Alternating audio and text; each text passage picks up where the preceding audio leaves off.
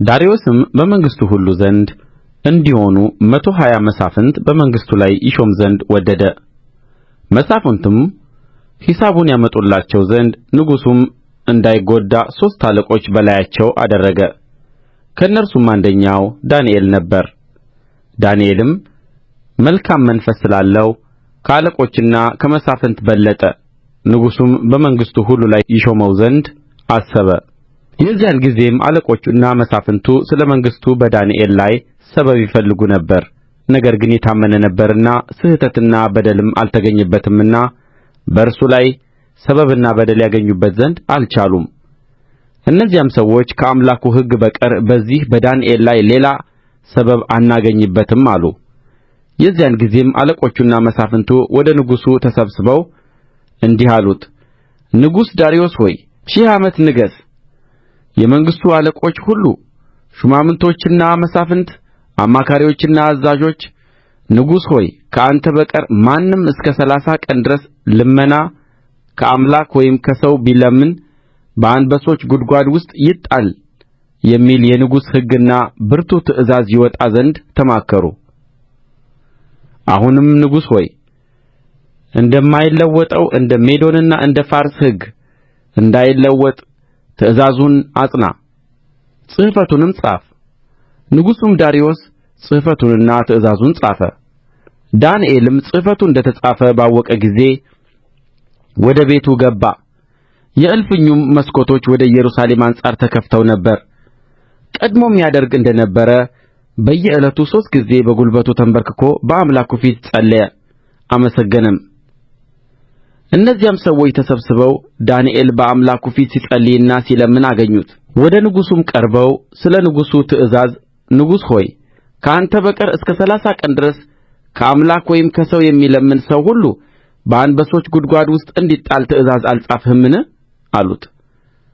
ንጉሡም መልሶ ነገሩ እንደማይለወጠው እንደ ሜዶንና እንደ ፋርስ ሕግ እውነት ነው አላቸው። የዚያን ጊዜም በንጉሡ ፊት መልሰው ንጉሥ ሆይ ከይሁዳ ምርኮኞች የሆነው ዳንኤል በየዕለቱ 3 ጊዜ ልመናውን ይለምናል እንጂ አንተንና የጻፍኸውን ትእዛዝ አይቀበልም አሉት። ንጉሡም ይህን ቃል በሰማ ጊዜ በጣም አዘነ። ያድነውም ዘንድ ልቡን ወደ ዳንኤል አደረገ። ሊያድነውም ፀሐይ እስኪገባ ድረስ ደከመ። የዚያን ጊዜም እነዚያ ሰዎች ወደ ንጉሡ ተሰብስበው ንጉሡን፣ ንጉሥ ሆይ ንጉሡ ያጸናው ትእዛዝ ወይም ሥርዓት ይለወጥ ዘንድ እንዳይገባ የሜዶንና የፋርስ ሕግ እንደ ሆነ እወቅ አሉት። የዚያን ጊዜም ንጉሡ አዘዘ። ዳንኤልንም አምጥተው በአንበሶች ጕድጓድ ጣሉት። ንጉሡም ተናገረ። ዳንኤልንም ሁልጊዜ የምታመልከው አምላክህ እርሱ ያድንህ አለው። ድንጋይም አምጥተው በጕድጓዱ አፍ ላይ ገጠሙበት። ንጉሡም በዳንኤል ላይ የተደረገው እንዳይለወጥ በቀለበቱና በመኳንንቱ ቀለበት አተመው። ንጉሡም ወደ ቤቱ ሄደ፣ ሳይበላም አደረ። መብልም አላመጡለትም፣ እንቅልፍም ከእርሱ ራቀ። በነጋውም ንጉሡ ማልዶ ተነሣ፣ ፈጥኖም ወደ አንበሶች ጕድጓድ ሄደ። ወደ ጕድጓዱም ወደ ዳንኤል በቀረበ ጊዜ በኀዘን ቃል ጠራው። ንጉሡም ተናገረ። ዳንኤልንም የሕያው አምላክ ባሪያ ዳንኤል ሆይ ሁልጊዜ የምታመልከው አምላክህ ከአንበሶች ያድንህ ዘንድ ችሎአልን? አለው።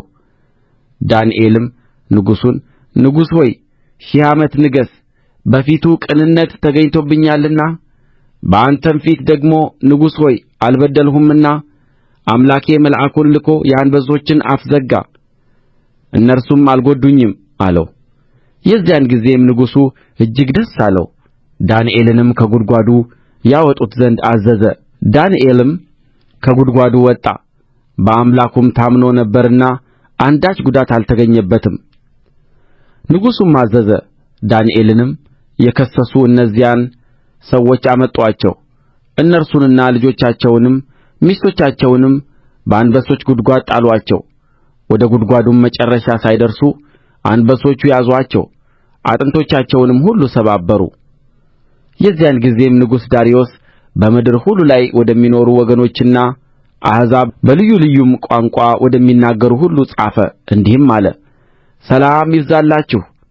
በመንግሥቴ ግዛት ሁሉ ያሉ ሰዎች በዳንኤል አምላክ ፊት እንዲፈሩና እንዲንቀጠቀጡ አዝዣለሁ። እርሱ ሕያው አምላክ ለዘላለም የሚኖር ነውና መንግሥቱም የማይጠፋ ነው። ግዛቱም እስከ መጨረሻ ድረስ ይኖራል። ያድናል ይታደግማል። በሰማይና በምድርም ተአምራትንና ድንቅን ይሠራል። ዳንኤልንም ከአንበሶች አፍ አድኖታል። ይህም ዳንኤል በዳርዮስ መንግሥትና በፋርሳዊው በቂሮስ መንግሥት ኑሮው ተቃናለት።